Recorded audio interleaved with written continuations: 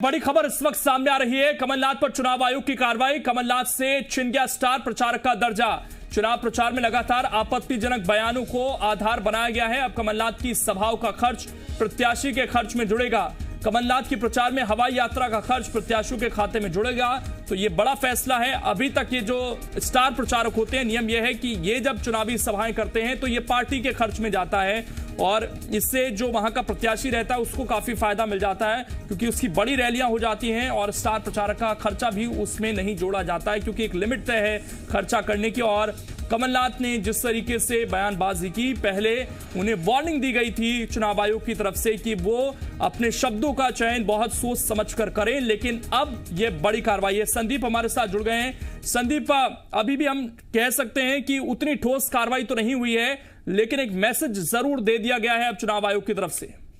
देखिए, ये एक छोटी कार्रवाई नहीं है, ये बहुत बड़ी कार्रवाई है। और अभी तक के चुनावी इतिहास में किसी से स्टार प्रचारक का दर्जा छीना गया हो, ये नजर नहीं आता है। और कमलनाथ जैसे शख्सियत जो 40 साल से लगातार राजनीति कर रही है, न जाने कितने चुनाव प्रचार किए होंगे, न जाने देश के किस हिस्से में चुनाव प्रचार के लिए गए होंगे, और मध्य प्रदेश में आकर उन पर कार्रवाई होना, ये एक बहुत बड़ी कार्रवाई है। आमतौर पर चुनाव आयोग नोटिस देने के बाद में काम खत्म कर देता है, लेकिन जिस तरह से कार्रवाई हुई है, ये कमलनाथ के ऊपर बहुत बड़ी कार्रवाई कही जा सकती है। चुनाव प्रचार में कमलनाथ अकेले अपने ऊपर कमान संभाले रखे हैं, चुनावी सभाएं कर रहे हैं, रैलियां कर रहे हैं, दिन में 2 से 3 सभाएं की जा रही हैं। ऐसे में अभी 3 दिन और बाकी हैं। इन 2 दिनों में अगला 31 अक्टूबर और 1 नवंबर, ये दोनों दिनों में इनकी तकरीबन 6 से 7 सभाएं इनकी होना है। और अब यदि वो किसी सभा में जाते हैं तो जो खर्च होगा वो पूरा खर्च अब पार्टी के खाते में नहीं जाएगा, बल्कि प्रत्याशी के खाते में चला जाएगा। आप स्टार प्रचारक की सुविधा कुछ समझिए इस बात को कि स्टार प्रचारक जब भी प्रचार करने के लिए जाते हैं तो उन पर जो भी खर्च आता है वो सारा का सारा खर्च पार्टी के खाते में जाता है। चाहे वो हवाई यात्राओं का हो, जिसमें हवाई यात्रा काफी अहम होती है, और एक हवाई यात्रा में कम से कम 5 से 10 लाख रुपए का खर्चा औसतन होता है। और एक प्रत्याशी को 30 लाख रुपए से ज्यादा खर्च करने की इजाजत नहीं होती है। और यदि हेलीकॉप्टर का खर्च प्रत्याशियों के खाते में जुड़ेगा तो ये खर्च की सीमा पार हो सकती है। अब कमलनाथ को सोच समझकर अपनी दौरे तय करने होंगे। और जबकि कमलनाथ के ऊपर अकेले चुनाव प्रचार की कमान है, दूसरा कोई और नेता जो मुख्यमंत्री पद का दावेदार हो वो इस स्तर पे नहीं उतर रहा है। ऐसे में कमलनाथ की सभाओं का, उनके प्रचार पर ये बहुत बड़ा कार्रवाई समझी जा सकती है। और मध्य प्रदेश के चुनावी इतिहास में अभी तक ऐसे देखने को कम मिला है कि किसी से स्टार प्रचारक का दर्जा छीन लिया गया हो। आप पूरे प्रोटोकॉल को देखेंगे तो इसमें ये जरूर ऐसा लगता है कि केवल दर्जा छीना है, लेकिन चुनावी प्रक्रिया में चुनाव प्रचार में होने वाला खर्च एक बहुत अहम भूमिका निभाता है। यदि तय सीमा से ज्यादा प्रत्याशी खर्च कर देगा तो उसका पूरा चुनाव रद्द किया जा सकता है। वो अगले 6 साल के लिए चुनाव लड़ने के काबिल, चुनाव लड़ने से उसको इनकार किया जा सकता है, वो पाबंदी लगाई जा सकती है। तो ये बहुत बड़ी कार्रवाई है। ये महज एक कार्रवाई के जरिए कमलनाथ के ऊपर चुनाव आयोग ने बड़ी कार्रवाई की है। उसने अपनी मंशा जाहिर कर दी है कि क्यों होगा।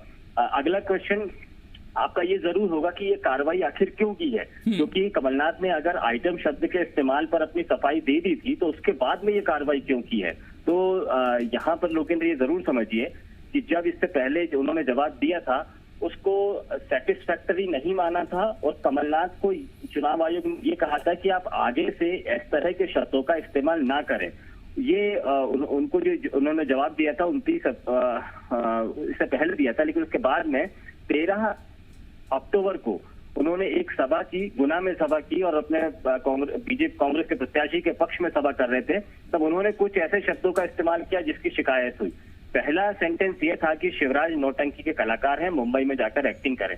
जो आदेश जारी किया है उसमें ये सेंटेंस का इस्तेमाल किया गया है कि इस सेंटेंस को आपत्तिजनक माना गया है।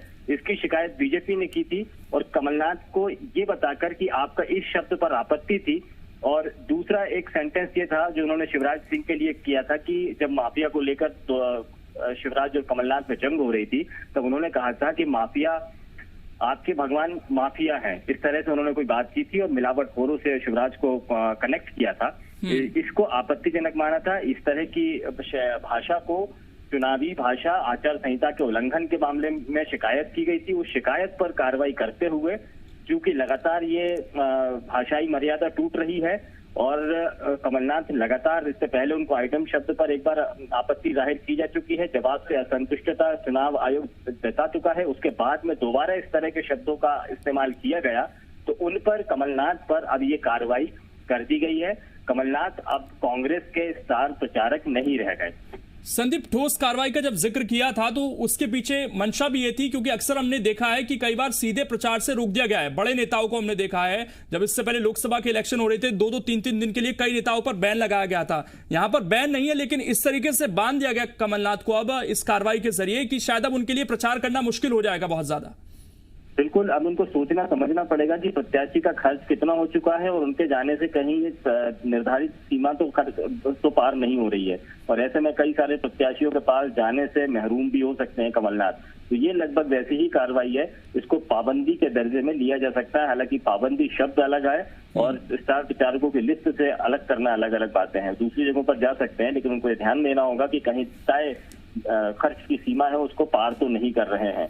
यहाँ पर ये भी काफी अहम है कि अब कमलनाथ जब भाषण देंगे तो क्या देंगे। हालांकि हम लगातार ये बात कर रहे हैं, चुनाव का ऐलान हुआ उससे पहले से ही भाषाई मर्यादाएं दोनों तरफ से तोड़ी जा रही थी।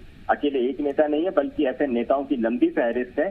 किताबें कम पड़ जाएंगी, कॉपियां कम पड़ जाएंगी, कागज कम पड़ जाएंगे, इतने लिस्ट, लेकिन नेताओं की तादाद जो है, लिस्ट है, वो लगातार बढ़ती जा रही है।